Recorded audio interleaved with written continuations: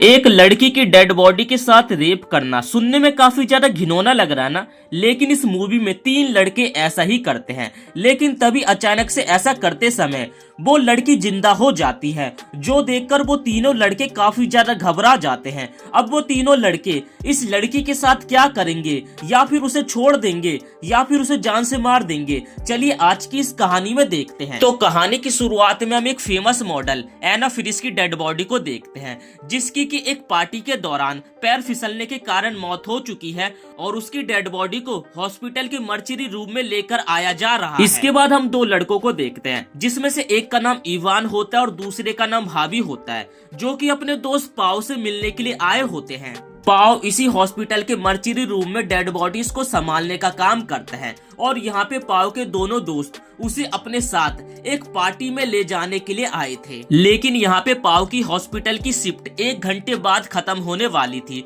जिस कारण वो तीनों हॉस्पिटल के बेसमेंट में जाकर वहाँ पे ड्रिंक करना स्टार्ट कर देते हैं। और इसी बीच इन तीनों के बीच यहाँ पे एना फेरिस की डेड बॉडी को लेकर बातें होने लगती है। यहाँ पे पाओ के दोस्त उसे कहते कि क्या हम एना फेरिस की डेड बॉडी को देख सकते हैं, क्योंकि वो एक फेमस मॉडल है और अगर वो जिंदा होती तो वो लोग तो उसे बिल्कुल भी नहीं देख पाते। लेकिन यहाँ पे वो मर चुकी है, इसी कारण वो एक फेमस मॉडल की बॉडी को देख सकते हैं। लेकिन यहाँ पे पाओ का ऐसा करना बहुत ही ज्यादा मुश्किल होता है, क्योंकि अगर वो पकड़ा गया तो उसकी जॉब भी जा सकती है। लेकिन यहाँ पे पाओ के दोनों दोस्त उसे काफी ज्यादा रिक्वेस्ट करने लगते हैं, जिस कारण मजबूरन में आकर यहाँ पे पाओ उन दोनों की बात मान लेता है।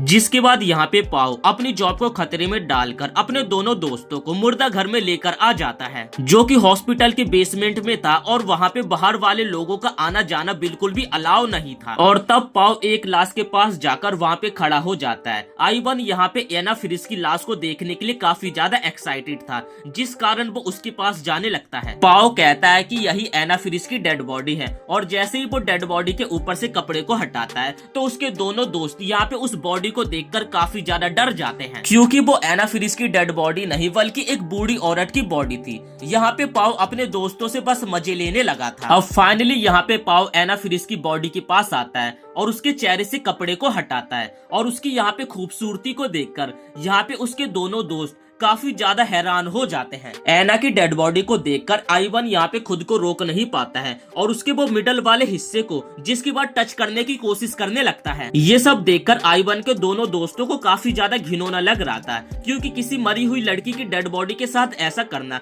काफी ज्यादा शर्मनाक बात थी। लेकिन आइवन यहाँ पे इन सारी चीजों की परवाह करे बिना अपने दोस्त हाबी को भी ऐसा करने के लिए कहने लगता है। आइवन के यहाँ पे अंदर का शैतान जाग चुका था और वो यहाँ पे एना फेरिस की डेड बॉडी के साथ एक्टिवेट होना चाहता था। हाबी उसे ऐसा करने के लिए यहाँ पे काफी ज्यादा मना करने लगता है, लेकिन यहाँ पे आइवन उसकी बात मानने के लिए बिल्कुल भी तैयार नहीं था। मानो उसके सर पे जैसे कि भूत सवार था, क्योंकि उसने पहली बार किसी फेमस मॉडल की बॉडी को देखा था, चाहे वो अब यहाँ पे मर चुकी है, और वो यहाँ पे इस मौके को गवाना नहीं चाहता है। जिसके बाद पाओ बताने लगता है कि मैंने भी एक लड़की की डेड बॉडी के साथ पहले एक बार एक्टिवेट हुआ था। वो करीब लड़की 18-19 साल की थी, लेकिन वो काफी ज्यादा सुंदर थी। और तब पाओ भी कहने लगता है कि मैं भी एना फेरिस की डेड बॉडी के साथ एक्टिवेट होना चाहता हूँ। लेकिन हालांकि यहाँ पे हाबी को ये सारी चीजें काफी ज्यादा घिनौनी लग रही थी। वो अपने दोनों दोस्त को मना करने की कोशिश करने लगता है, लेकिन यहाँ पे जो इवान होता है वो हाबी को रूम से बाहर भेज देता है। और तब हम देखते हैं कि पहले एना फेरिस की डेड बॉडी के साथ जाकर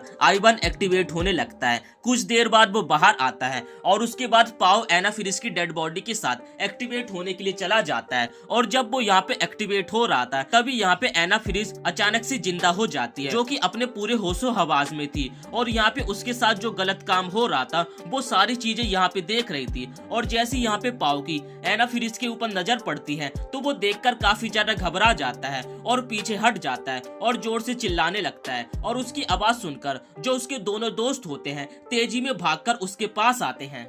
और तब पाओ अपने दोस्तों को बताने लगता है कि एना फेरिस अभी भी जिंदा है, और जो देखकर उसके दोनों दोस्त भी यहाँ पे काफी ज्यादा हैरान हो जाते हैं, क्योंकि उन दोनों ने ही उसके साथ गलत काम किया था। और यहाँ पे एना को भी सब कुछ अब यहाँ पे पता चल चुका है। और वो लोग यहाँ पे सोचने लगते हैं कि अगर हमने एना फेरिस को ऐसे ही बाहर जाने के लिए दे दिया तो वो बाहर जाके सबको सब कुछ बता देगी। उसकी बॉडी के साथ यहाँ पे ये लोग एक्टिवेट हो रहे थे, जिस कारण यहाँ पे एवान डिसाइड कर लेता है कि वो एना फेरिस को दोबारा से जान से मार देगा। लेकिन यहाँ पे इन दोनों के बीच इनका दोस्त हाबी आ जाता है, जो कि इन दोनों को ये करने से मना करने लगता है। और उसके बाद वो एना के पास जाकर उसका शरीर ढक देता है और उसके बाद वो एवान को कहता है कि वैसे भी तुमने इसके साथ रेप करा है तो तुम दोनों को इसकी सजा तो जरूर मिलनी चाहिए। हाबी की ये बात सुनकर आइवन को यहाँ पे काफी ज्यादा गुस्सा आ जाता है और उसके बाद वो यहाँ पे उसे काफी बुरी तरीके से पीटना स्टार्ट कर देता है। लेकिन जब तक पाव यहाँ पे उन दोनों की लड़ाई छुड़वाता तब तक यहाँ पे काफी ज्यादा देर हो चुकी थी,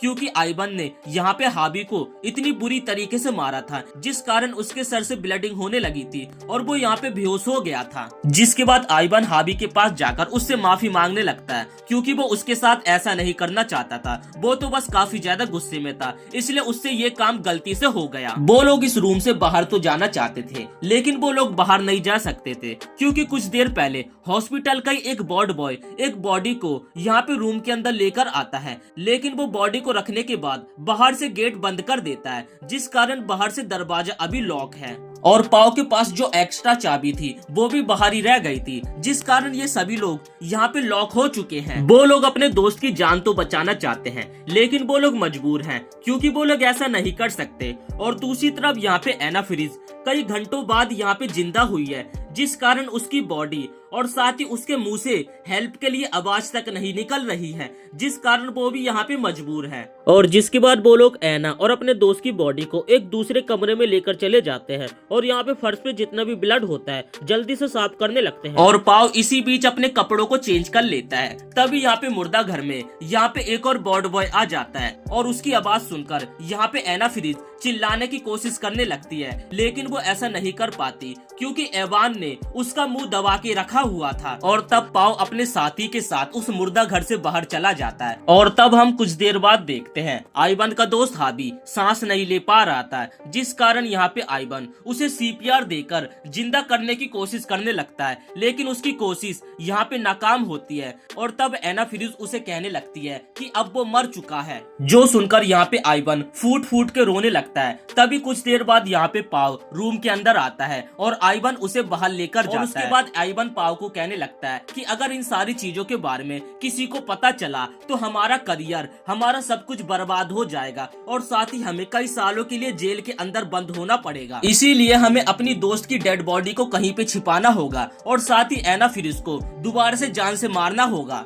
एना तभी अपने आप को स्ट्रेचर से नीचे गिराती है और उसके बाद हाबी के फोन से किसी को कॉल करने लगती है, लेकिन वो ऐसा कर रही होती है। लेकिन तभी यहाँ पे आइवन आ जाता है, जो कि उसके हाथों से फोन छीन लेता है। और जिसके बाद वो लोग एना फ्रीज को एक स्ट्रेचर पे लेटाकर कहीं और ले जाने लगते हैं। तभी यहाँ पे आइवन का फोन बजने लगता है और जिसके बाद वो चेक करता है, तभी उसे पता चलता है ये तो वही नंबर था जिसपे कि कुछ देर पहले एना फ्रीज ने कॉल किया था। और दरअसल ये नंबर एना फ्रीज के फादर का था और एना ने अपने फादर को ही हेल्प के लिए कॉल किया था। जैसे यहाँ पे आइवन कॉल को पिकअप करता है, तभी एना अपने फादर को हेल्प के लिए चिल्लाती है, लेकिन पाव उसके मुंह को यहाँ पे दबा देता है। और तब यहाँ पे आइवन उस आदमी को कॉल पे बात करके बताने लगता है कि कॉल गलती से लग गया था। गुस्साया हुआ यहाँ पे आइवन दोबारा से एना की बॉडी को मर्चरी रूम में लाता है और उसे 2-3 चाटे जोर जोर से रगड़ देता है और वो कहने लगता है कि तुम मत भूलो, कुछ देर पहले तुम एक डेड बॉडी ही थी और दोबारा से अब मैं तुम्हें जान से मारने वाला हूँ। और इतना कहकर वो बाहर एक कंटेनर को लेने के लिए चला जाता है, क्योंकि उन्हें अपने दोस्त हाबी की डेड बॉडी को कहीं ना कहीं तो ठिकाने लगाना होगा। और यहाँ दूसरी तरफ जब पाव एना की बॉडी को बांधने की कोशिश कर रहा होता है, तभी उसे एना कहने लगती है कि तुम्हें एवान का साथ देने की कोई भी जरूरत नहीं है, तुमने तो इस गुनाह में कोई भी गलती नहीं करी और मैं जानती हूँ कि इसमें तुम्हारी कोई भी गलती नहीं है। इवान ने ही तुम्हें उकसाया था और साथ ही उसने ही तुम्हारे दोस्त को जान से मारा है। पाव बोलने लगता है कि इसमें एवान की कोई भी गलती नहीं है, वो तो बस एक एक्सीडेंट था। जिसके बाद एना बताने लगती है जब तुम अपने बॉड बॉय साथी के साथ बाहर गए थे, तभी यहाँ पे जो एवान होता है उसने तुम्हारे दोस्त का गला घोट के उसे जान से मार दिया था और मैंने ये सारी चीजें खुद अपने आंखों से देखी। एना की ये बात सुनकर यहाँ पे पाव काफी ज्यादा हैरान हो जाता है, लेकिन उसके बाद वो दोबारा से एना के मुंह पे टेप बांध के वहाँ से भाग जाता है। और इसी चीज का फायदा उठाकर एना यहाँ पे अपने मुंह से टेप निकालती है और रेंगते रेंगते मर्चरी रूम से भाग जाती है। जब इवान मर्चरी रूम में आता है तो उसे एना कहीं पे भी दिखाई नहीं देती है, जिसके बाद वो पाओ को बोलने लगता है और तब वो दोनों साथ में मिलकर